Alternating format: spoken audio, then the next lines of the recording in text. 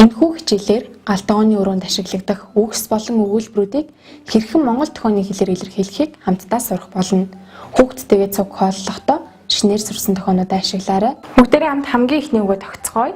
Эхний үг маань сүү. Монгол цагаан толгойн өрөөний үсгээр сүү гэдгийг үсэглэнэ. Сүү. Хоёр дахь үг тараг. Тараг гэдэг үгээ 5 бүр төлбөрээр задлая. Хамгийн ихэнд гарын хэлбэр хатгсан байна. Гарын байрлал амны хажууд гарын хөдөлгөөн ам арчиж байгаа юм шиг. Гэхдээ нөгөө талаас баруун талаас зүүн тал руу гэсэн. Зүүн гараараа тогтож байгаа бол зүүн талаас баруун тал руу. Нүүр царайны хувирлыг хараарай. Бөгөөмөс илэрхийлэл тараг. Одоо бүгдээрээ намайг хараад дахиад тогтцоогоорой. Тараг. Ус. Ус. Дахиад ус. Аяг гэдэг тохиог бүгдээрээ 3 янзаар тохиож үзье. Эхлээд бүрэнхий хагас бүрэн хэлбэртэй аяг. Хоёрдугаар синжтэй аяг. Ингэж харагдаж байна. Гуравдугаар синжгүй аяг. Соосог. Дахиад тохий. Соосог.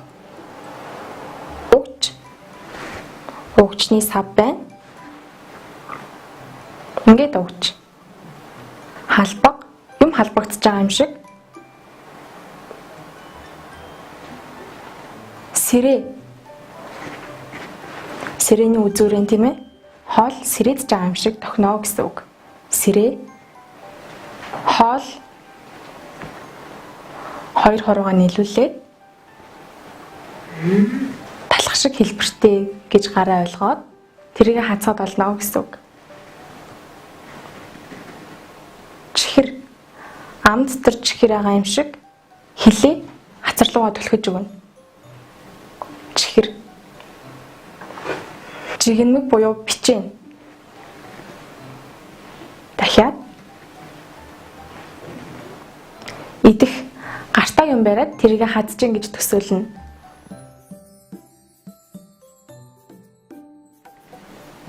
Уух. Аяхтай цайгаа барьлаа. Уух. Өлсөх. Гэдэс хоосон байна гэдгийг утгаа илэрхийлэхийн тулд таны гэдэс гар хацар гуруулаа татгшоо хонхон гэсэн тохиж үзүүлье. Өлсөх. Цадах. Хоолоо амаараа гартлаа идчихлээ гэж бүгдээрээ ярьдаг. Утгад үзэхний тохио гэсэн үг.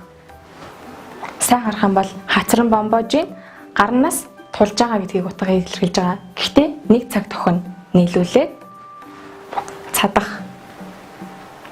Дахиад 2 долоовор хуруугаа гаргаад ингэж байрлуулна. Баруун гар зүүн гарын дээрээс тойрж орж ирнэ. Нийлүүлээд нэмэх тэмдэг шиг харагдана гэсэн үг. Ингэснээрээ дахиад идэг утгыг илэрхийлж байгаамаа. Барих. Барих гэдэг тохио маань өөрөө янз янзаар илэрхийлэгддэг. Ямар хэлбэр хэмжээтэй юг барьж байгаас шалтгаалдаг гэсэн үг. Гэхдээ одоо ерөнхий тохиог нь зааж өгье. Барих. Халуун. Дахиад хүйтэн. Дараад чичирж байгаа юм шиг.